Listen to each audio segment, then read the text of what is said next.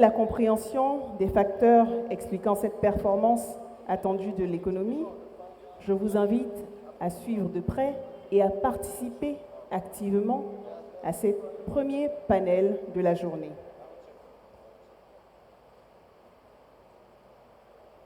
Ce premier panel sera modéré par Madame Ginette Nzoa, directrice de cabinet adjointe du ministre des Finances de la RDC, que j'invite à rejoindre son panel sur la première place. Merci de l'ovationner très fort.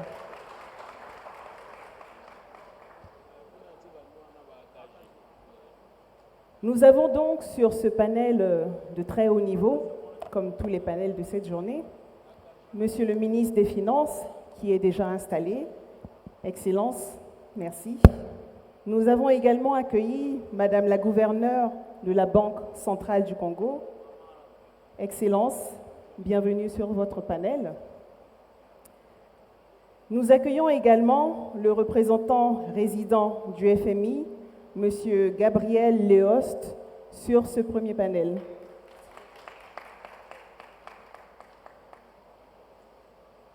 Ce panel d'ouverture accueille aussi Monsieur le directeur général de ERG Group, Monsieur Bénédicte Sobotka, qui est déjà installé.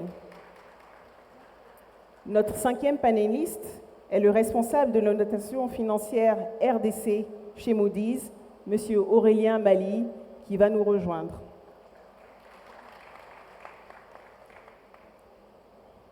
En introduction de ce premier panel d'ouverture, nous accueillons également un keynote speech qui est partie intégrante du panel sur la performance économique et la structure de la RDC, qui sera prononcé par Monsieur le directeur général de l'Agence nationale pour la promotion des investissements en RDC, Monsieur Antonine Kinzo Kamole, qui va me rejoindre sur ce pupitre pour son intervention d'ouverture du panel. Je vous prie de bien vouloir le recevoir sous vos ovations. Merci. Excellente, Monsieur le ministre des Finances, excellente, Mesdames et Messieurs les membres du gouvernement, Mesdames et Messieurs distingués invités en vos titres et qualités respectifs, je voudrais... j'ai une peur avant de pouvoir prononcer ce keynote, je me dis, tellement de choses ont été... Monsieur le ministre des Finances a tout ramassé, et tout à l'heure, Monsieur Stan Zézé a déjà tout relevé, et Son Excellence, Monsieur le Premier ministre aussi. Mais je voudrais partager avec vous, mon speech ne sera pas cohérent. Je vous demande déjà votre indulgence. Je veux poser un certain nombre de questions, mais en fait, on va essayer de voir si dans le on pourra rencontrer ces petites questions qui sont prononcées tout à l'heure. Alors, si on doit parler des fondamentaux économiques, est-ce qu'ils sont suffisamment solides pour assurer une bonne performance? Je m'interdis de dire que je suis en train d'enseigner, mais permettez-moi de donner juste un petit rappel.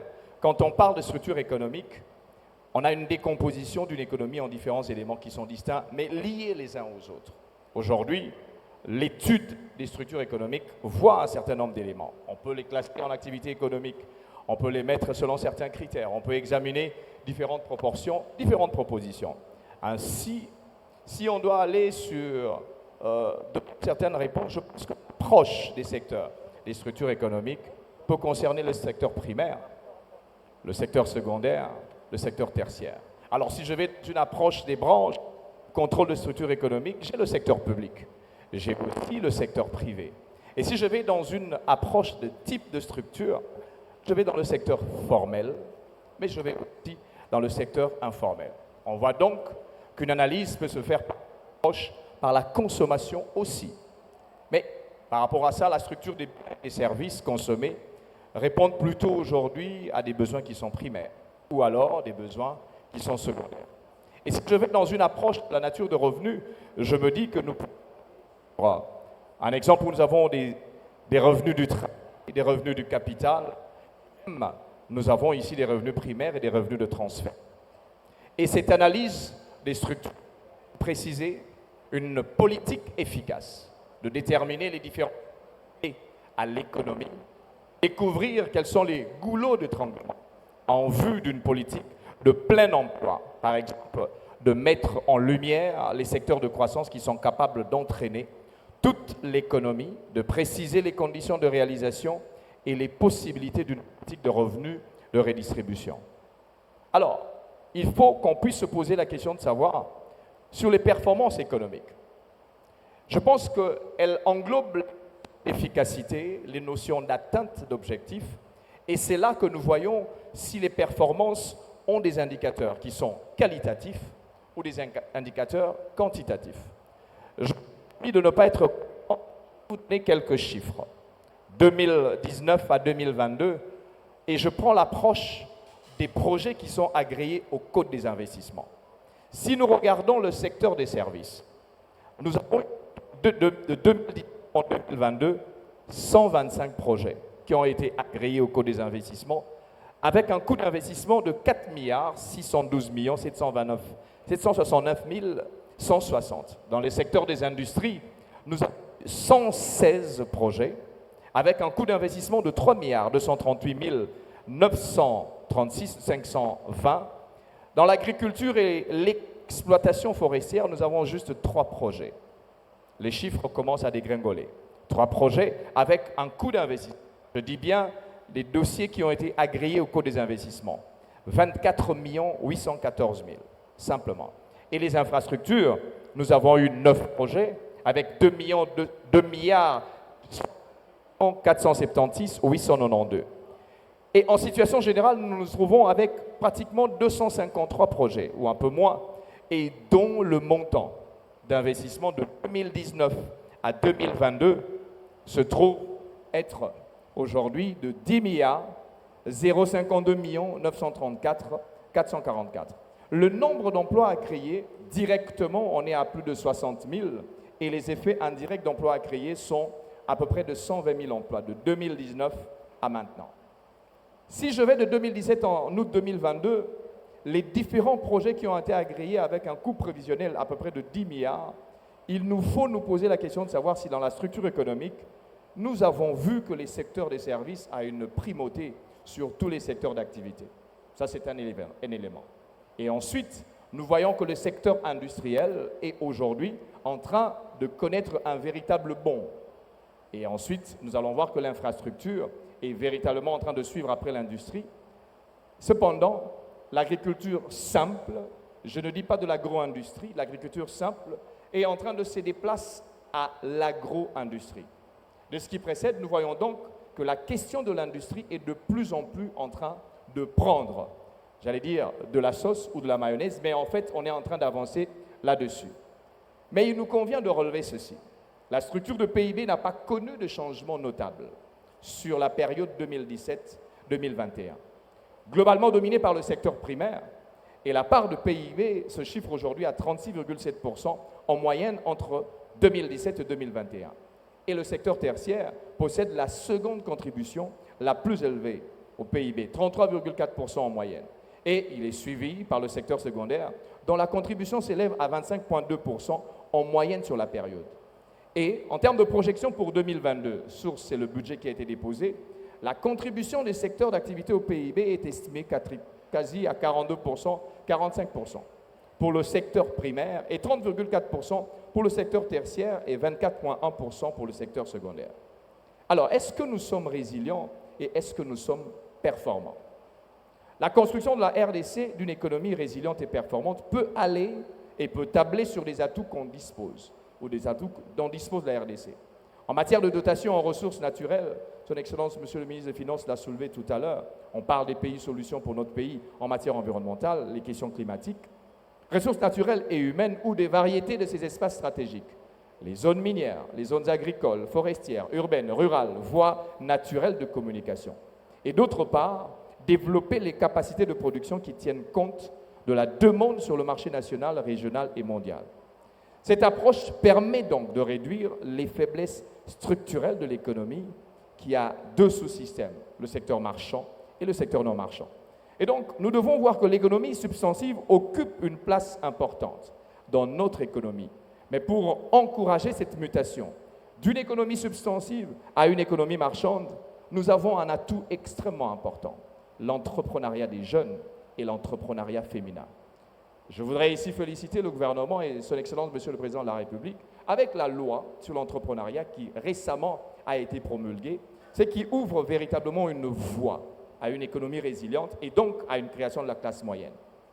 Et par rapport à ça, il nous faut convertir ce travail, non seulement des jeunes, mais des femmes aussi, en valeur monétaire qui sera donc la base de l'accumulation et la source même du développement social. Cependant, plusieurs défis existent. Lorsque je regarde ce parterre, il s'agit des grands décideurs, ministres, responsables des structures qui sont des bailleurs de fonds, responsables d'entreprises, mandataires publics, mais qui véritablement fait l'économie de notre pays? Est-ce que ce n'est pas la maman maraîchère qui se trouve au marché maintenant? Est-ce qu'elle a pu accéder d'ailleurs au speech d'ouverture tout à l'heure? Est-ce qu'elle a pu comprendre? Mais c'est cette femme qui vend des beignets tous les jours qui est donc en train d'alimenter l'économie de notre pays.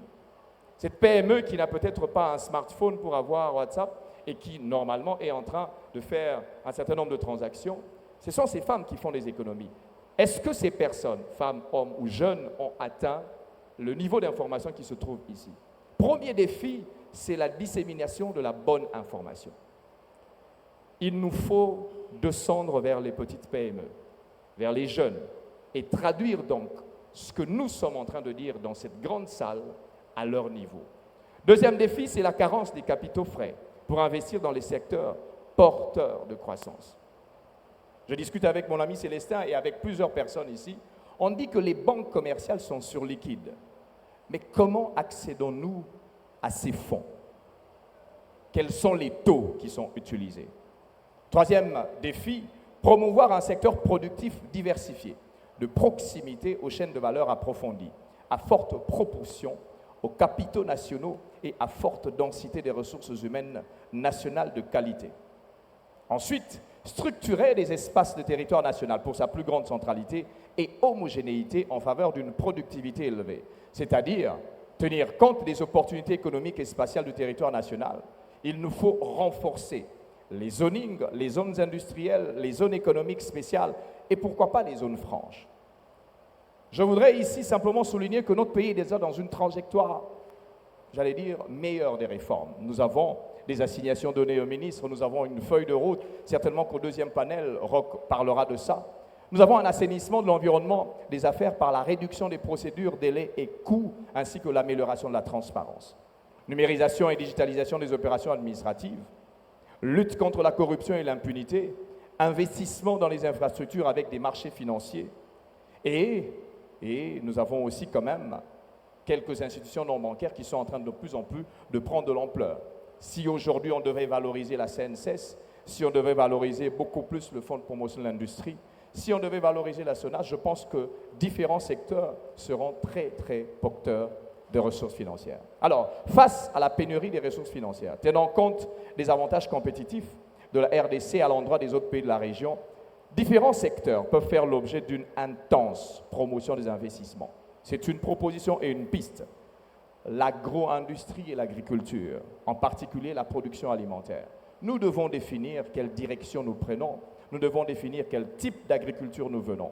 Est-ce de la subsistance alimentaire? Est-ce de la production? Est-ce simplement de la sécurité alimentaire?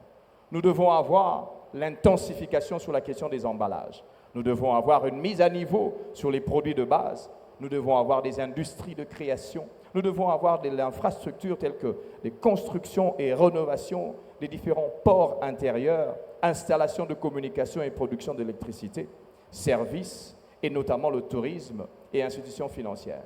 Si je dois rester sur la question du climat des affaires, les lois, nous les avons.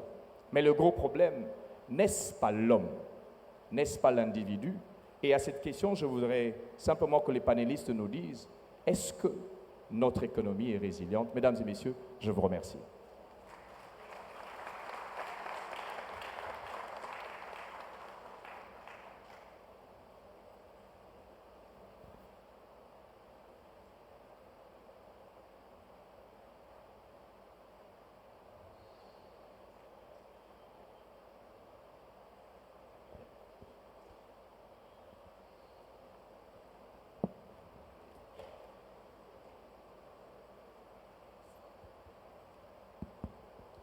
Merci beaucoup au DG de l'ANAPI pour ces interpellations très pertinentes en montrant les investissements qui ont été faits dans les différents secteurs, en nous donnant des pistes sur les secteurs qu'il faut privilégier.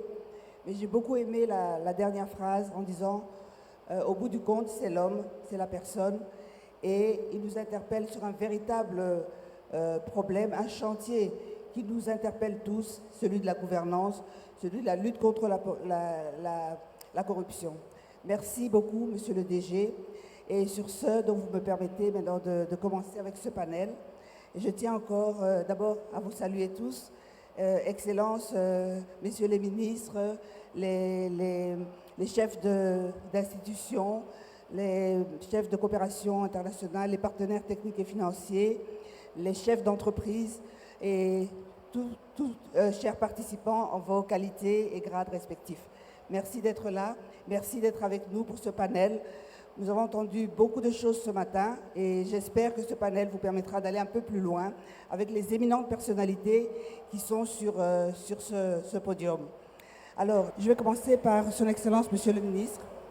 On a beaucoup parlé ce matin de la résilience qu'a pu démontrer donc l'économie de la RDC durant cette crise de Covid.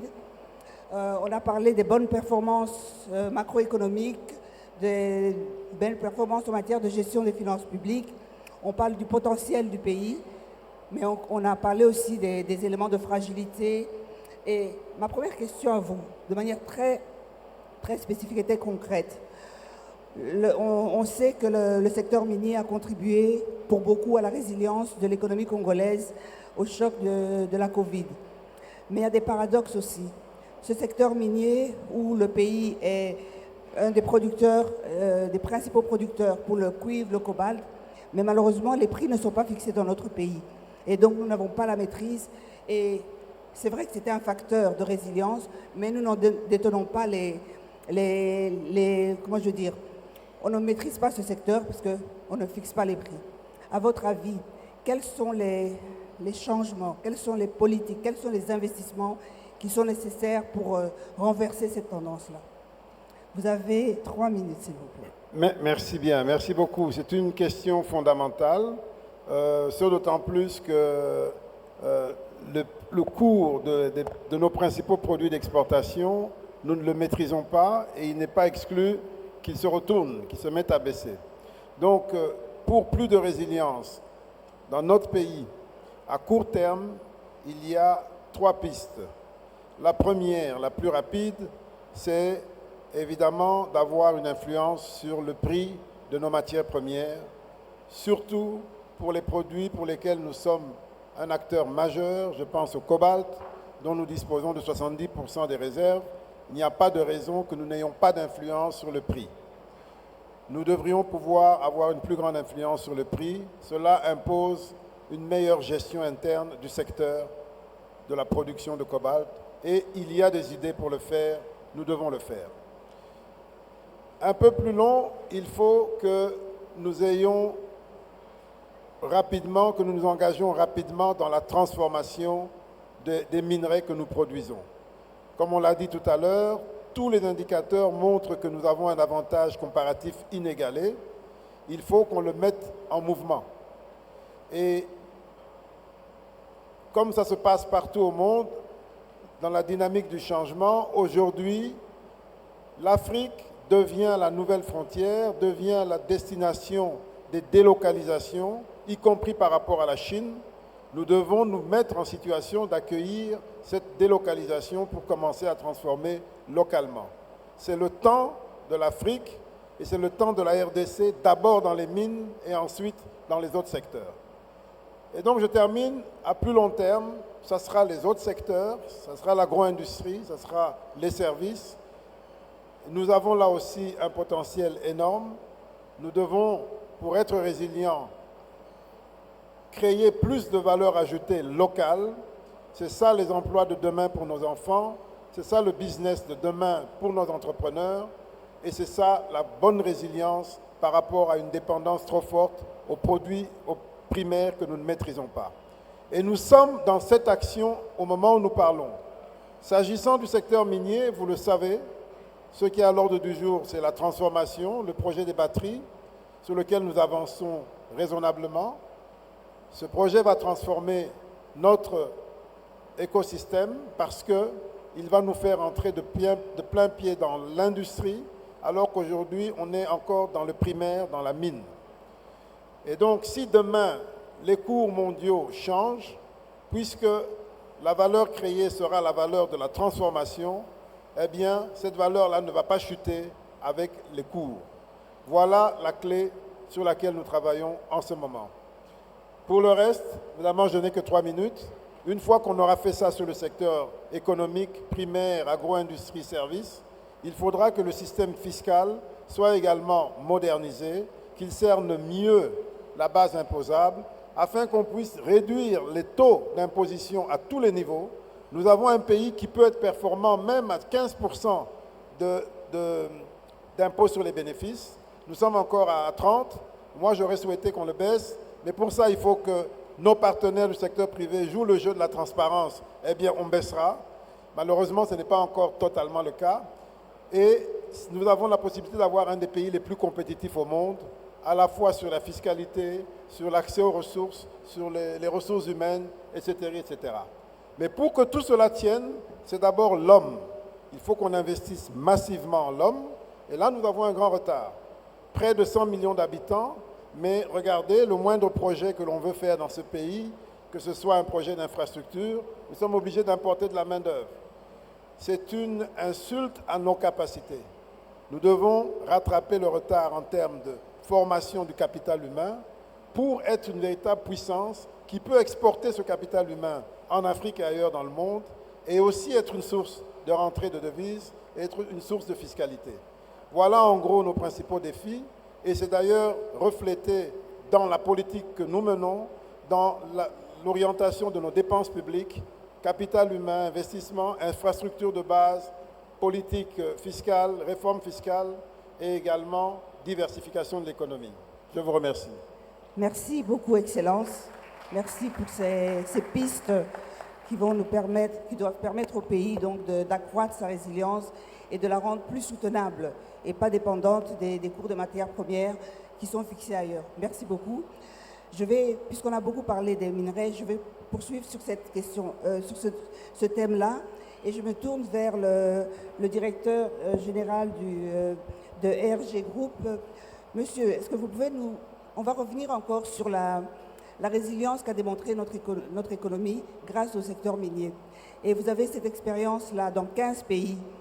Est-ce que vous pouvez nous dire spécifiquement qu'est-ce qui a fait la différence de la RDC pour pouvoir avoir cette résilience-là par rapport à d'autres pays, mais en regardant vers le futur, comme l'a dit Monsieur le ministre, mais peut-être de votre perspective, qu'est-ce qui devrait être fait différemment pour accroître cette résilience dans l'avenir? Merci. Moi, bien sûr, français, ce n'est pas ma langue maternelle, mais je vais faire l'effort. En fait, il n'y a pas beaucoup à ajouter, Excellence, mais peut-être je peux faire une suggestion. La prochaine conférence risque pays RDC, on va changer les noms à conférence opportunité pays RDC.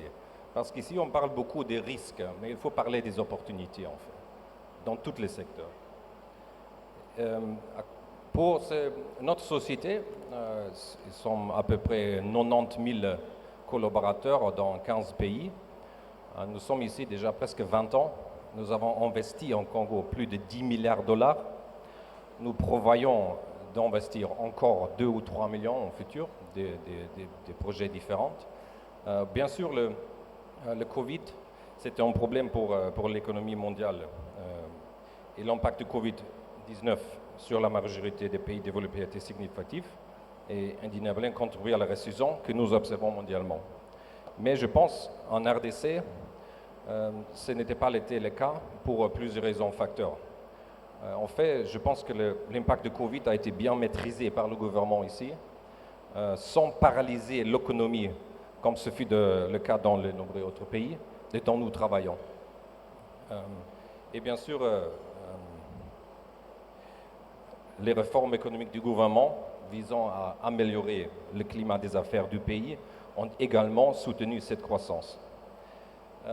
Si on parle du secteur minier,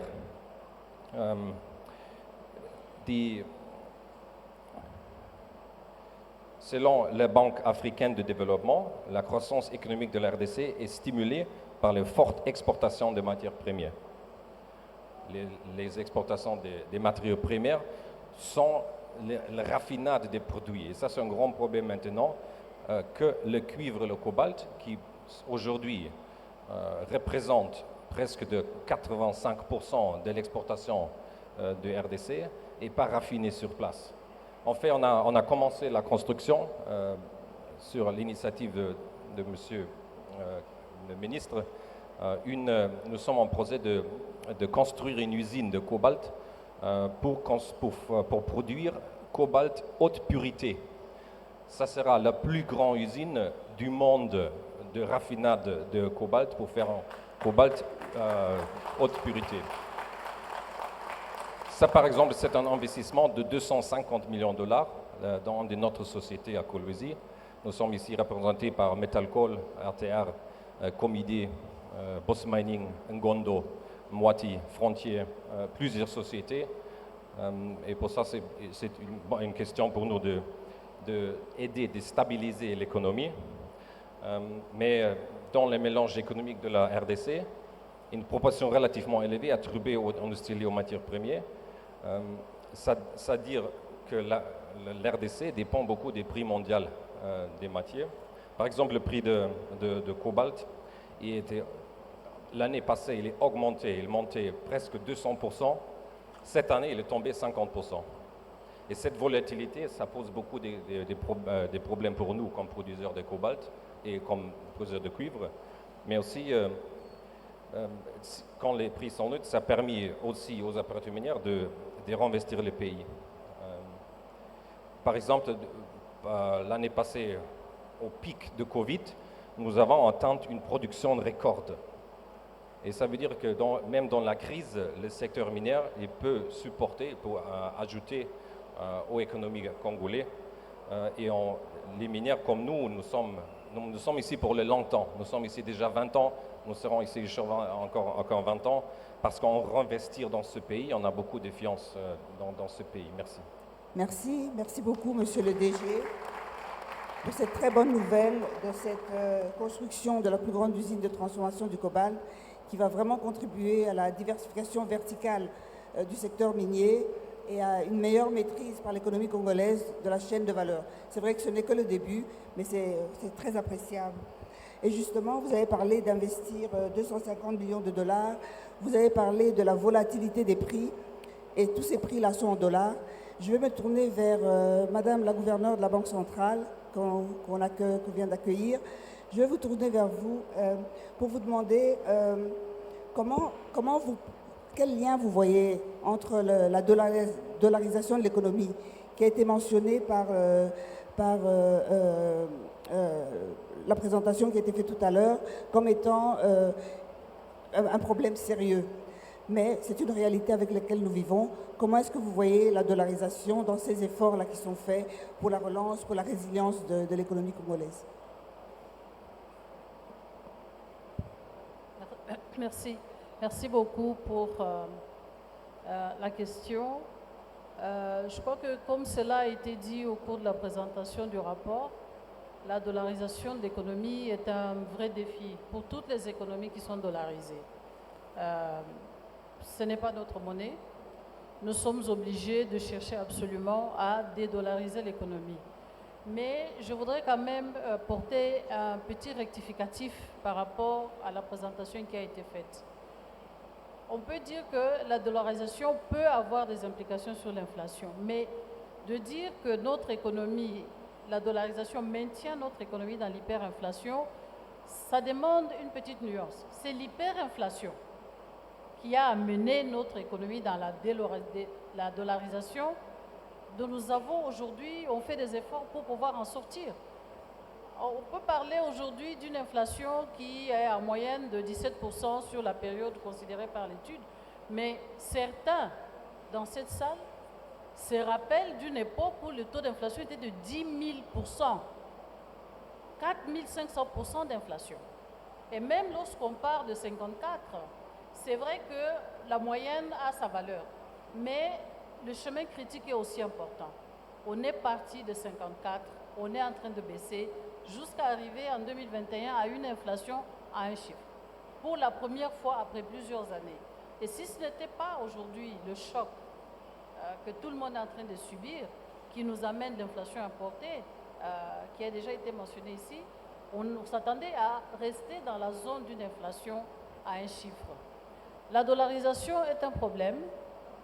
Des mesures sont faites, sont prises aussi bien au niveau de la Banque centrale qu'au niveau des autres politiques macroéconomiques pour que nous puissions en sortir. Mais à la base, comme nous le savons tous, à la base de la dollarisation, il y a la confiance dans la valeur de notre monnaie. Parce que lorsqu'on s'est retrouvé dans cette situation d'hyperinflation, ça a été d'abord une dollarisation vers la protection des agents économiques pour leur épargne, pour leurs revenus. Aujourd'hui, c'est cette confiance qui doit s'établir. C'est cette confiance qu'on voit est en train de s'établir petit à petit. À travers quoi? À travers des signaux très clairs que les politiques macroéconomiques dans leur ensemble sont saines et prudentes, que les finances publiques sont bien tenues, que les réformes sont prises pour renforcer le recouvrement, la collection des recettes. Monsieur le ministre des Finances a parlé de ce pacte entre la Banque centrale et le ministère des Finances pour éviter le financement monétaire du budget de l'État, mais à la clé de ça, c'est les efforts de recouvrement. S'il n'y a pas des réformes et des efforts maintenus pour recouvrer suffisamment, une fois qu'on prend en compte les financements extérieurs ou les émissions de bons et des obligations de trésor, s'il y a toujours un gap, on va se retrouver avec un problème de couper les dépenses ou aller vers les financements monétaires, ce qui, même selon la loi organique de la Banque centrale, n'est plus possible. Et donc, la bonne tenue des finances publiques, la stabilité au niveau du taux de change, la coordination des politiques économiques, la mise en œuvre des réformes structurelles au niveau de tout ce qui tourne autour de la gestion des politiques macroéconomiques, c'est autant de facteurs qui vont renforcer la confiance dans notre monnaie et une stabilité pendant une période assez longue est un élément très important pour aller vers la réduction du taux de dollarisation de l'économie. Entre-temps, je crois que M. le ministre des Finances a été très éloquent, les mesures sont prises pour stimuler la production, pour le développement du secteur privé, pour l'amélioration de l'environnement des affaires. Tous ces éléments-là nous permettent de continuer à croître de toute façon, 6,5%, entre 6 et 7% pour cette année. C'est porté bien sûr par le secteur extractif, mais aussi par le secteur des services. Et donc, malgré que nous sommes en train de faire des efforts pour réduire le taux de dollarisation, nous faisons aussi des efforts pour que l'économie continue à avancer et à renforcer sa résilience. La résilience est un résultat. Et c'est le résultat de tout ce qui est fait par les décideurs économiques, les décideurs politiques, pour que le secteur privé puisse se développer, pour qu'il y ait la stabilité au niveau de la monnaie, pour qu'il y ait la stabilité au niveau de l'inflation et pour que l'économie puisse voir une croissance qui est soutenue et aussi qui est inclusive. Donc, les efforts au niveau, si je peux maintenant me limiter au niveau de la Banque centrale, il y a un élément qui a été mentionné aussi, c'est cette réforme qui a été mise en place en janvier de cette année pour la constitution des réserves obligatoires des banques dans la monnaie de dépôt. Ça, c'est quelque chose qui peut permettre d'augmenter la base du crédit. Ça a été mentionné, le crédit est largement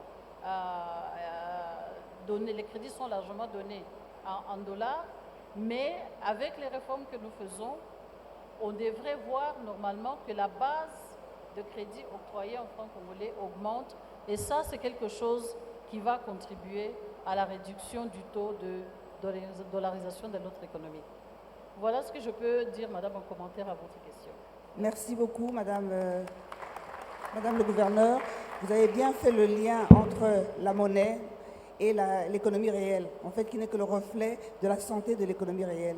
Et donc, tous les efforts qui sont faits pour maîtriser l'inflation, pour améliorer le climat des affaires, les réformes des finances publiques, de la gestion des finances publiques, c'est ça qui va redonner confiance dans l'économie, dans la monnaie, et progressivement, nous allons y arriver. Merci beaucoup pour ces éléments d'éclaircissement. Je me tourne maintenant vers le représentant résident du Fonds monétaire international. Et on a beaucoup parlé d'investissements qui sont nécessaires pour la résilience, pour accroître la résilience. On a parlé des efforts que font le pays. Mais pour tout cela, nous avons besoin d'investissements. Et c'est vrai, malgré tous les efforts et tous les résultats déjà palpables, plus que doublement des recettes internes, domestiques, on est face aux besoins en termes d'infrastructures et des besoins de développement d'une manière générale. Le pays ne peut se passer de l'endettement ou en tout cas faire appel à l'endettement justement. Alors, tout à l'heure, on l'a bien suivi dans la présentation du rapport, le Congo est un des pays les moins endettés. Alors, pour certains, c'est une performance, mais pour d'autres, ça peut être aussi considéré comme un manque à gagner ou quelque chose sur lequel il faudrait, le pays devrait aller plus dans l'endettement, justement, mesurer, etc. Quelle est votre appréciation de la situation d'endettement de la RDC à ce jour? Merci beaucoup pour la question. Donc déjà, une réponse claire et nette et qui va vraiment confirmer ce qui a été dit ce matin. Est-ce que la dette de la RDC est soutenable? Oui, 3 fois oui. Pour ceux qui veulent des détails, vous pouvez vous référer régulièrement. Le Fonds monétaire international, en collaboration avec la Banque mondiale, produit ce qu'on appelle une analyse de la soutenabilité de la dette.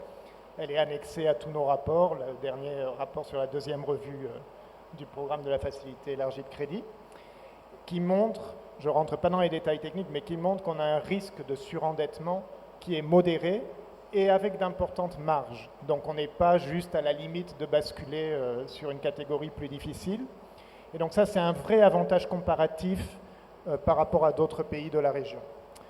Cela dit, est-ce que ça veut dire qu'on peut faire n'importe quoi? Non, bien sûr que non. Et je dirais s'endetter, oui, mais s'endetter bien. Donc qu'est-ce que ça veut dire? Ça veut dire, d'une part, continuer à favoriser les financements les plus favorables possibles, donc ce qu'on appelle les prêts concessionnels, d'une part, et d'autre part, et là je vais me permettre de paraphraser le ministre du Budget et le ministre des Finances, qui disent souvent, il faut faire de la dépense, mais il faut budgéter des dépenses efficaces, des dépenses importantes, des dépenses prioritaires, et il faut les exécuter de façon efficace. Une des difficultés que vous avez évoquées aussi, c'est même avec un faible niveau d'endettement, si vous avez des recettes faibles, vous pouvez à un moment avoir des difficultés à rembourser.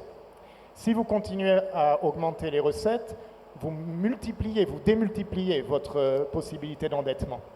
Et enfin, d'autre part, il faut absolument, ce que disait le ministre tout à l'heure, développer les capacités d'analyse des projets, d'efficacité des projets qui vont être mis en œuvre, du retour sur investissement finalement de ces projets. Et encore une fois, il y a largement les marges de manœuvre pour s'endetter plus, mais ça ne veut pas dire s'endetter pour n'importe quelle dépense, ça veut dire s'endetter pour des dépenses prioritaires, des dépenses d'infrastructure, des dépenses qui vont renforcer le potentiel de croissance du pays, des dépenses qui vont profiter à l'ensemble de la population et qui auront un retour, une richesse créée qui vous permettront de rembourser encore plus facilement dans le futur. Merci beaucoup pour ces éclaircissements. Effectivement, comme aime à le dire le ministre des Finances, il est plus facile de mobiliser que de dépenser. Et donc, on peut mobiliser au niveau interne, et on le fait. On mobilise au niveau externe, on appelle les investissements, mais la qualité de la dépense et la bonne gestion de ces ressources est vraiment un véritable défi. Et tout cela devrait nous conduire vers une transformation structurelle de notre économie. Et à ce stade, je veux me tourner vers monsieur Aurélien Mali, qui est le responsable notation de la RDC, pour vous poser cette question. Selon votre estimation, est-ce qu'on peut affirmer que la RDC est en cours ou connaît un début de transformation structurelle? Merci. Bonjour à tous. Je pense qu'on peut dire un début seulement, parce que le chemin est encore long pour un vrai changement structurel de l'économie. Si on prend une loupe et qu'on regarde d'un peu plus loin, on voit que l'économie est toujours avec les mêmes difficultés, les mêmes défis à relever. On en a mentionné beaucoup, l'accès à l'énergie, les infrastructures, les routes, la logistique, le capital humain, augmenter le revenu par habitant. Il y a vraiment des défis importants et le changement structurel de l'économie signifierait que certains de ces défis soient résolus. Maintenant, pourquoi j'accepte le mot début, en tous les cas pour nous, Moody's, je crois que l'année dernière, en octobre, lorsqu'on a changé la perspective à positive sur la notation de la République démocratique du Congo, on a été les premiers à envoyer ce signal au marché que quelque chose se passait. C'est pour des éléments qui sont, s'ils se poursuivent, vont devenir structurels et qui sont très importants à nos yeux. Le premier, ça a été le fait que l'économie a généré des devises, même quand on exclut l'octroi des DTS du FMI ou le décaissement de l'accord avec le FMI. Ça, c'était une première depuis un nombre important d'années. Et pourquoi c'est important? Parce que ça permet de réduire l'intensité des épisodes de volatilité macroéconomique que le pays a connu lorsqu'il y avait un choc sur les matières premières et la monétisation des déficits. C'est ce qui nous avait amené par le passé à baisser la note, parce qu'on trouvait que l'économie était trop fragile et n'avait pas les capacités de se protéger. Donc cet élément est important. Le deuxième élément pour nous qui nous a conduit à prendre cette décision et qui peut être structurel, c'est aussi l'accord avec le FMI, parce que ça a débloqué certains financements et surtout le déficit durant le programme va être financé quoi qu'il arrive. Donc le programme étant focalisé sur les finances publiques, l'élément important pour nous, c'était la meilleure exécution du budget et surtout la sanctuarisation des dépenses de capital. Comme vous le savez, au Congo, souvent, la norme était que les dépenses de capital sur les infrastructures étaient abandonnées au cours de l'année pour favoriser les dépenses courantes. Et donc, on était dans un cercle vicieux de toujours pas assez d'infrastructures qui hypothéquaient le règlement des éléments que j'ai mentionnés au début de ma prise de parole. Cet élément est primordial pour nous parce que si effectivement, comme l'a souligné le ministre, son Excellence le ministre ce matin, le Congo arrive à augmenter ses dépenses en infrastructure, ce sera vraiment le début d'un changement structurel. Et ces éléments, pour nous, juste ces deux éléments, sont des choses que l'on suit et qui peut nous amener à augmenter la note si ils deviennent effectivement pas seulement quelque chose qui est dû à l'environnement, qui est plutôt porteur actuellement, d'un secteur minier qui se développe. On sait qu'en volume, ça va augmenter. Il y a le secteur des véhicules électriques qui va aussi soutenir la manne financière qui va arriver au Congo. Ceci étant dit, il y a aussi la question, compte tenu des faiblesses institutionnelles, de comment va être utilisée cette manne financière. Ces éléments-là vont nous permettre plus tard de pouvoir dire effectivement si ce qui est en train de se passer est un début de changement structurel de l'économie. Mais pour l'instant, la vulnérabilité au secteur minier reste quand même extrêmement importante. Merci beaucoup. On en revient toujours aux mêmes éléments. La dépendance par rapport au secteur financier, donc la volatilité, l'importance d'augmenter les investissements. Et je pense que là, comme vous l'avez dit, il y a des signes encourageants qui doivent être poursuivis. Et comme vous l'avez dit aussi, comment va être utilisée cette manne financière? Augmentation des recettes, augmentation des mobilisations de ressources, mais comment on va l'utiliser? Donc on reste toujours dans cette thématique. Je serais tentée de continuer avec le panel, mais je vais quand même me tourner vers le public. Vous avez été très patient et donc je vais prendre 3 questions pour commencer et on verra si on me laisse pouvoir en prendre une. Donc je regarde Je vais essayer de ne pas léser une partie de la salle. Je vois une question ici, une deuxième là et une troisième là. Mais j'ai aucune femme qui a posé des questions. Donc, on va commencer avec ces trois-là. S'il vous plaît, vous vous présentez rapidement. Vous posez votre question en 1 minute, s'il vous plaît, pour nous permettre éventuellement de prendre une autre série de questions. Allez-y, monsieur. Les hôtesses, les micros, s'il vous plaît.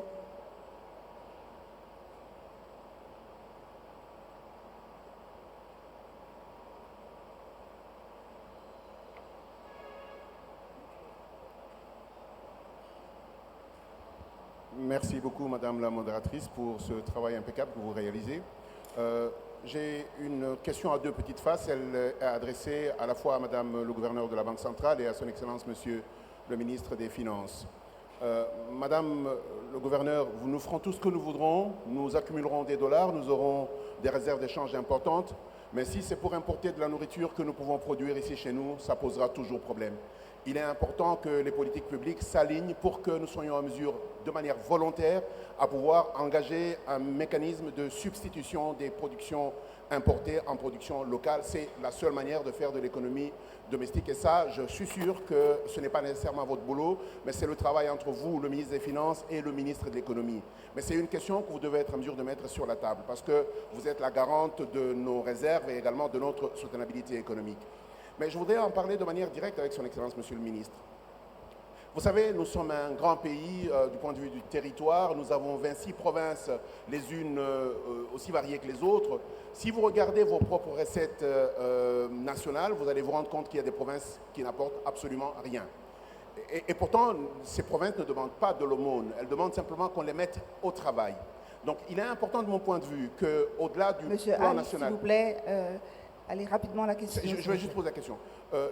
Il est important que nous ayons la capacité d'aligner le plan national stratégique, mais également des plans provinciaux de travail.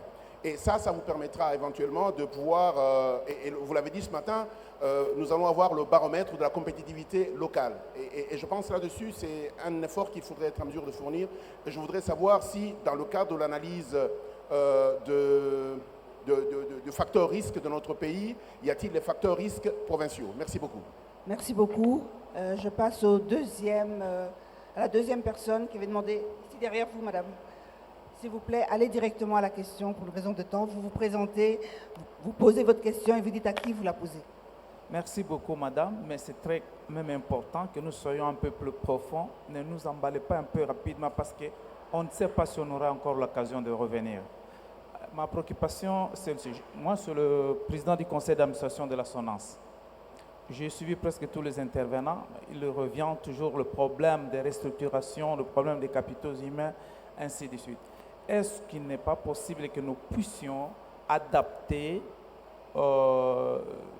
notre économie en anticipant sur la mondialisation, évidemment avec l'intelligence économique stratégique. C'est-à-dire quoi? Utiliser l'intelligence économique stratégique en adaptant ce que nous avons en rapport avec les courants actuels qui bousculent le monde entier. J'ai parlé de la mondialisation. Nous ne sommes pas épargnés là-dessus. Mais j'ai par contre aussi une préoccupation concernant le tout premier intervenant qui a parlé sur les risques. Le facteur risque, à mon entendement, pour la RDC, si on m'aurait accordé le temps, n'existe pas, mais par contre, c'est un problème d'enjeu géopolitique. Je peux le démontrer en quelques minutes, madame. Non, en quelques minutes. Sinon, nous risquons de biaiser même la suite. En quelques minutes, je me dis. 1 minute. Le facteur risque dont il est question, tout d'abord, les risques émergent quand l'information est biaisée, quand l'information est incomplète, quand l'information n'est pas bien traitée. C'est comme ça qu'émergent les risques. Et cela a été géopolitique. Pourquoi? Parce que quand nous regardons depuis les années 1930, quand les chocs économiques ont commencé, et dans les années 1930, 1970, 1980, le Congo était l'État indépendant, tout était bien. Dans les années 1970, il y a eu un autre choc économique qu'on a transporté, parce que cela se transporte. C'est par la contamination géopolitique, je dis bien. Et en ce moment-là, notre économie florissait. nous avons dans la salle des gens qui peuvent témoigner. Et d'ailleurs, nous avions même un dollar qui était un franc congolais qui était un peu plus mien. Alors, mais maintenant, je vais. C'est très important, madame, suivez-moi. Parce que la suite de tout ce que nous sommes en train de parler, c'est sur les risques. D'accord. Alors, si ces risques-là n'est pas bien décelés, tout ce que nous allons faire va vraiment aller à côté. Et pourtant, vous savez qu'il y a deux composants du risque. Il y a les risques politiques et les risques économiques. Est-ce que la RDC souffre de deux risques? Je dis non. C'est les risques économiques, pas politiques. Parce qu'il a été contaminé et même transporté. Et je prends encore un autre exemple, madame, pour aller trop vite. Regardez, quand on a pris, quand l'AFDE est arrivé, nous avions vu des investisseurs étrangers qui sont arrivés jusqu'à ce jour. Mais nous n'avons jamais vu un investisseur retourner ou fermer une banque ou son entreprise parce qu'il y a eu du risque. Et pourtant, ça existe. Vous comprenez? Donc, ce risque-là a été transporté. Il n'y a que ces investisseurs-là qui existent. Je prends encore notre zone. Non, non, non, monsieur, s'il vous plaît, je suis désolée. Merci beaucoup. On doit faire Mais justice aux autres. moi, je recommande que vous puissiez organiser une conférence sur l'intelligence économique stratégique. Et c'est là que nous parlons de vrais enjeux, remettre le débat sur la table. Très bien noté. Merci beaucoup, monsieur. Et vos questions s'adressent à, j'imagine, au ministre des Finances. Vous ne l'avez pas dit. OK. La question, c'est pour le représentant du Congo pour la notation et pour celui de l'FMI et pour... oui, oui. Ce sont eux qui cotent, ce sont eux qui présentent les risques pour, n'est-ce pas? Ok, voilà. Très bien. Merci beaucoup, monsieur. La troisième personne, monsieur, s'il vous plaît. Ah. Merci, madame. Je m'appelle Richard Mwamba. Je suis directeur général de la société ferroviaire Congo Railway Development. Je voudrais, a priori, féliciter son Excellence, monsieur le ministre des Finances, pour cette très belle initiative. Et ma question est celle de savoir comment le gouvernement entend-il capitaliser sur cette amélioration de la perception du risque au pays qui est très important quand il s'agit des investissements. La deuxième question, j'ai vu les taux d'emprunt qui restent, qui y a encore de l'espace pour le gouvernement de pouvoir s'endetter. J'aimerais savoir si au niveau de la Banque centrale et du ministère des Finances, s'il y a des réflexions sur les nouveaux instruments qui pourraient permettre au gouvernement de pouvoir s'endetter. Je pense ici à un marché des obligations, par exemple. Enfin, la troisième question, on parle toujours de l'accès aux capitaux pour les Congolais. Ça reste difficile. Les PME s'adressent aux banques commerciales. Il ne faut pas blâmer les banques commerciales parce que ce n'est pas leur vocation de prêter, de financer, par exemple, les equity des banques. C'est pourquoi j'aimerais savoir, est-ce qu'il y a au niveau du ministère des Finances des réflexions pour la mise en place d'un cadre réglementaire qui pourrait permettre aux fonds d'investissement, aux private equity funds, de pouvoir s'installer et à partir de ce moment-là, ils pourraient répondre aux besoins des financements pour les capitaux. Merci. Merci beaucoup, monsieur. On va terminer par le président de la FEC. Rapidement, le micro, ici devant. Merci. C'est une question et peut-être une suggestion à monsieur le ministre des Finances. Il a dit deux choses importantes par rapport à l'urgence de transformer le secteur minier, notamment sur un produit, le cobalt. Mais il ne faut pas oublier qu'on a le produit peut-être le plus important qui va durer, qui sera plus résilient, sur le cuivre. Est-ce qu'il y a une volonté au niveau du secteur du cuivre d'imposer, je m'excuse du mot, mais c'est bien le mot, aux entreprises étrangères ici, de transformer une partie du cuivre ici? Et quand je parle, j'ai un exemple précis. Le câble électrique. Ce pays, en son temps, a produit du câble. Aujourd'hui, notre société d'électricité, on en a été victime, importe son câble d'Égypte et du Liban. Nous pouvons fabriquer tous les câbles électriques et le prix du câble est le double du prix du cuivre métal. Donc, est-ce qu'il y a une volonté, gouvernement, ministère des Mines, d'imposer la transformation dans ce secteur-là en exigeant, et l'idée c'était 15 à 20% minimum, du cuivre métal soit gardé ici pour le transformer en câble en cuivre qui aujourd'hui coûte 2 fois sur le marché international que le prix du métal. Merci beaucoup. Non, j'ai une préoccupation. Il a parlé de la fiscalité en s'adressant au secteur privé pour la transparence. nous sommes d'accord pour la transparence des déclarations fiscales. Y a-t-il une volonté d'équité fiscale, c'est-à-dire d'élargir l'assiette fiscale pour que ce ne soient pas les mêmes membres de la FEC qui soient les victimes de la pression fiscale? Et nous avons par rapport une suggestion. On a dit depuis des années, pourquoi est-ce que le gouvernement n'impose pas à tous les opérateurs économiques présents sur le territoire d'être affiliés à une organisation professionnelle? Je ne dis pas seulement la FEC, il y en a d'autres, pour qu'on puisse les tracer. Et qu'on impose, par exemple, pour faire une transaction à l'export ou à l'import, d'avoir une affiliation à un organisme avant qu'une banque ne vous valide. Voilà. Merci beaucoup. Donc, je vais passer la parole d'abord à Son Excellence, Monsieur le Ministre, pour répondre, balayer un peu. Il y a plusieurs questions qui lui sont adressées. Ensuite, Madame la gouverneure de la Banque centrale. Et ensuite, on aura le FMI, ERG et Monsieur de Moody's pourront répondre. Donc, merci beaucoup. Merci beaucoup. D'abord sur la remarque faite par M. Al-Kitenge, elle est extrêmement pertinente. Nous ne pouvons pas comprendre que chaque année on dépense 2,5 milliards en consommation de produits qu'on peut produire localement. La seule difficulté, c'est que pour la transformation agro-industrielle, il y a des prérequis qui sont peut-être plus lourds à mettre en œuvre en termes d'infrastructures routières, portuaires, énergétiques. Et nous avons eu un exemple de défi qu'on a ici avec la panne de courant électrique. Tout ça, c'est un peu plus lourd pour un vibrant secteur industriel, notamment agro-industriel. Mais il est clair que c'est là notre avenir. On doit arrêter d'importer toutes ces choses. Et nous avons déjà, dans nos discussions qu'on a eues hier avec le secteur privé, nous avons, je ne parlerai pas de pacte, mais c'est presque, nous avons convenu de faire en sorte qu'on mette en place un dispositif contraignant pour pousser cette transformation. Et donc, nous allons avancer, j'espère, plus vite qu'avant sur cette transformation dans le secteur agro-industriel. Mais pour ce qui est du secteur minier, c'est un peu plus facile à mettre en œuvre et parce que c'est beaucoup plus intéressant d'exporter un produit raffiné ou un produit traité plutôt qu'un produit beaucoup brut. Et l'initiative de ERG nous conforte dans cela. Avec cette usine qui sera la première, la plus grande au niveau mondial, il va accroître la valeur du cobalt exporté de 30 à 40%. Et cette valeur ajoutée va nous rendre plus résilients en termes de recettes pour le Trésor. Parce que c'est de la valeur ajoutée, c'est de la transformation. Donc on est dans cette direction, on ne parle pas en l'air, on essaie d'être calé sur la réalité et sur des choses absolument concrètes.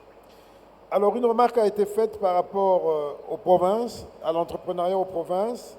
Je vais la lier à une autre préoccupation soulevée sur la qualité de l'information par rapport à l'appréciation du risque. Oui, l'information est cruciale pour réduire la perception du risque ou réduire le risque. Et nous devons travailler pour améliorer la mise à disposition d'informations sur le terrain économique. D'abord, l'information pour les entreprises, celles qui veulent faire un business plan, que ce soit dans une province, etc. Il faut qu'elles puissent être dotées de la bonne information sur les marchés, sur les ressources disponibles, sur les défis, pour pouvoir faire un business plan approprié. Et pour ça, nous avons convenu également avec la FEC de continuer de travailler pour que dans les prochains temps, nous puissions avoir un grand programme qui couvre l'ensemble des provinces et qui les dote d'outils en termes d'accès à l'information économique, l'information pour planifier son activité, son initiative privée, l'information pour le pouvoir public pour gouverner, pour mener l'action au niveau local. Nous devons renforcer cette capacité, l'information sur les marchés, qu'ils soient internes ou externes. Nous allons travailler avec le secteur privé, nous allons les appuyer, nous allons canaliser des financements extérieurs vers la mise en œuvre de ces dispositifs d'accès à l'information au niveau local, au niveau provincial, parce que c'est essentiel si on veut un développement à la base. Nous devons également produire des monographies, comme c'était le cas dans le passé, sur chaque province, pour savoir exactement ce qu'on peut tirer de mieux dans chaque province. Alors, un autre élément lié à la question de la perception du risque, c'est important de savoir que le simple fait de parler ouvertement du risque, ça réduit déjà la perception, la mauvaise perception du risque. Et c'est aussi l'un des objectifs de notre atelier de ce jour. Nous devons parler le plus clairement possible des défis que nous avons, des risques, et de la manière dont nous les abordons pour transformer notre réalité. C'est aussi rassurant de l'entendre, et c'est rassurant de savoir que des choses se font et qu'on vient rendre compte. Voilà pourquoi c'est important qu'on ait cet exercice et qu'on l'ait de manière régulière. C'est comme ça que nous allons créer ce momentum qui va nous faire accélérer nos réformes, notre partenariat avec le secteur privé et la mise en œuvre d'une politique vraiment éclairée pour le bien du business et pour le bien des Congolais. Pour ce qui est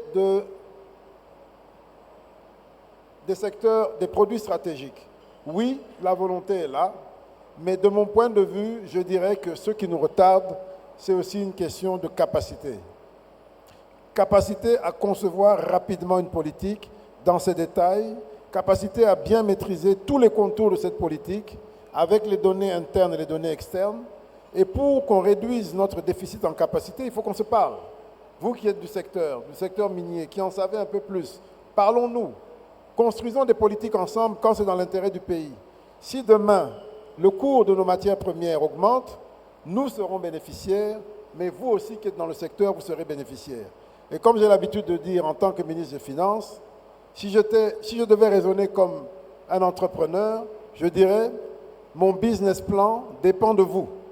Le succès de mes affaires en tant que ministre des Finances, c'est-à-dire de mes recettes fiscales, dépend de votre succès.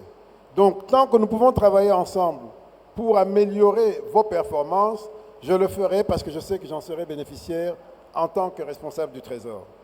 Dernier point sur l'équité fiscale. Oui, nous sommes très volontaires pour plus d'équité fiscale. Nous savons que le secteur privé a énormément de choses à nous reprocher et il a très probablement raison.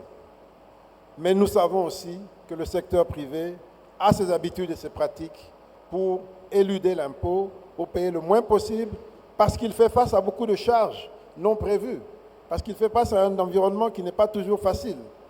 Donc, il faut bien qu'on commence quelque part. Ma main tendue, c'est de dire, on est prêt à faire notre part, pourvu que vous fassiez la vôtre, et qu'on améliore le contexte dans l'intérêt mutuel des parties. Ce n'est pas toujours facile, parce qu'on ne sait jamais jusqu'où on peut faire confiance à l'autre partenaire, mais on n'a pas le choix, on doit le faire, et je pense qu'on est en train de commencer à le faire. Voilà quelques commentaires que j'avais à faire, et je passe la parole à Madame la gouverneure. Madame la gouverneure, vous avez la parole. Merci beaucoup. Trois commentaires, juste pour compléter ce que Monsieur le ministre vient de dire. C'est vrai que nous ne devrions pas utiliser nos réserves de change pour importer ce que nous pouvons produire nous-mêmes. Là-dessus, je peux seulement dire que ma lecture, c'est qu'il y a énormément d'actions qui sont en train d'être mises en place pour que, dans le cadre d'ailleurs de la crise que nous connaissons aujourd'hui, avec l'augmentation des prix internationaux au niveau des produits alimentaires, pour que, et là je cite les mots des hautes autorités, que cette crise soit une opportunité qui interpelle les décideurs pour dire où est-ce que nous pouvons accentuer nos efforts pour pouvoir devenir nous-mêmes autonomes au plan agricole. De mon point de vue, lorsqu'on regarde le taux d'inflation qui est largement importé, dans notre indice des prix à la consommation, les produits alimentaires ont le poids le plus élevé. Mais nous ne voyons pas l'inflation qui s'envole. On voit l'impact de l'inflation importée, mais par exemple, si on prend les 3 dernières semaines du mois de septembre, on voit qu'il y a une stabilité. De mon point de vue, c'est parce qu'on a cette résilience-là au niveau de la production de produits alimentaires. Mais un vrai développement, ça a déjà été dit en d'autres lieux, pour le secteur agricole par exemple, le secteur primaire, agriculture, pêche, élevage, va certainement être basé sur, Monsieur le ministre des Finances a parlé du développement des infrastructures, le problème de l'énergie, on y a fait allusion, l'organisation des producteurs, l'accès au financement. Et ici, je voudrais vraiment saluer particulièrement les efforts des banques qui s'engagent vers le développement de l'inclusion financière, l'accès au financement, y compris dans les zones les plus reculées. C'est ça qui va aider aussi le développement. Avec le développement de routes de desserte, le développement des activités à la base, comme Monsieur le ministre vient de dire, de mon point de vue, il y a plein d'actions en cours en ce moment pour qu'on puisse voir ceci se développer et prendre de l'envol. Est-ce qu'il y a des réflexions pour le développement des instruments pour l'endettement intérieur au niveau de la Banque centrale? Oui. Dans le cadre des réformes, nous sommes en train de travailler sur le développement des marchés financiers. Comment on peut arriver, par exemple, à avoir un marché secondaire des bons du Trésor, des obligations du Trésor? C'est des réformes sur lesquelles nous sommes en train de travailler avec l'appui de nos partenaires au développement. Un dernier commentaire par rapport au risque, je crois que je reviens sur ce qui a été dit tout à l'heure. Au lieu de parler de risque, parler de potentiel. Pourquoi on n'a pas vu, comme vous avez dit, quelqu'un qui investit et qui ferme parce qu'il y a les risques? Parce qu'il y a un potentiel. Et là, c'est véritablement un appel vis-à-vis des investisseurs de ne pas se limiter sur l'évaluation des risques à court terme et de voir à moyen et long terme que ce pays va bâtir sur ses ressources humaines, naturelles, du sous-sol pour se développer. Et donc, lorsqu'un investisseur vient avec une vision de plus long terme, il faut investir dans ce pays. C'est clair et ça ne fait aucun doute. Merci. Merci beaucoup, Madame la gouverneure. Je passe la parole aux représentants du FMI, et puis ERG, et puis Moody's. Très rapidement, parce qu'on a déjà... Je vais vraiment prendre 30 secondes juste pour renchérir sur quelque chose qu'a dit Monsieur le ministre sur la perception des risques. Pas pour se paralyser, mais au contraire pour avancer. Je vais prendre un exemple très précis. Monsieur le ministre vient de donner l'autorisation de publier le rapport du FMI, du Fonds monétaire international, qui fait le point sur la gestion des investissements publics. C'est vraiment un gros effort de transparence, je l'en remercie, parce que quand vous verrez ce rapport, ce n'est pas un rapport tout rose. Il dit clairement les choses, il dit clairement les risques, il dit clairement les inefficacités, tout ce qui ne va pas bien. Mais ce n'est pas pour faire peur, ce n'est pas simplement pour souligner les risques, c'est au contraire pour pouvoir, à partir de là, mettre en place des réformes qui commencent à déjà être mises en place, avoir un plan de réforme, avoir le soutien des différents partenaires via de l'assistance technique qui vont permettre d'aller vers l'efficacité dans les investissements publics. Donc je voulais juste prendre cet exemple en montrant que regarder les risques, les analyser, ce n'est pas pour faire peur, c'est pour avancer dans la bonne direction. Merci beaucoup. Monsieur le directeur général de ERG, pour... je suis désolé, peut-être je n'ai pas compris toutes les questions. Peut-être un dernier commentaire par rapport à ce qui a été dit. Peut-être c'est moi, peut-être c'est le dîner de Chéni Crocodile Pondo. Mais c'est ce que j'ai compris. Oui, il faut soutenir la production locale des produits. En fait, on a parlé déjà d'un petit projet pour la construction des câbles de cuivre ici au Congo.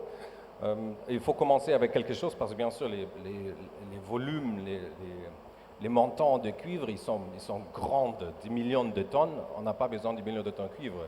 C'est bon d'exporter le cuivre, c'est bon d'exporter le cobalt. Ce n'est pas une maladie, hein. C'est une grande opportunité pour le pays. En face, mais bien sûr, il faut soutenir la production locale. On est très actif de faire exactement ça. Merci beaucoup. On va terminer par Monsieur Aurélien Mali sur une question qui vous a été posée sur la perception du risque géopolitique, les informations biaisées. Très bien. En ce qui concerne Moody's, il faut savoir que nos méthodologies sont publiées sur tous les secteurs, hein. On note plus de 145 pays à travers le monde. Et dans notre méthodologie, il y a un facteur sur 4 qui s'appelle le risque événementiel. Et dans le risque événementiel, il y a le risque politique et le risque géopolitique. Donc c'est quelque chose qu'on prend en compte. Pour le Congo, c'est pertinent. Je peux vous donner plusieurs exemples de risques politiques qui ont influé, qui auraient pu influer sur la capacité du gouvernement de payer sa dette. En particulier, compte tenu de l'histoire du Congo, la géopolitique, effectivement, est aussi pertinente et doit être surveillée, puisque la première fois que le Congo a demandé à Moody's de noter sa signature. On a publié la note en septembre 2013.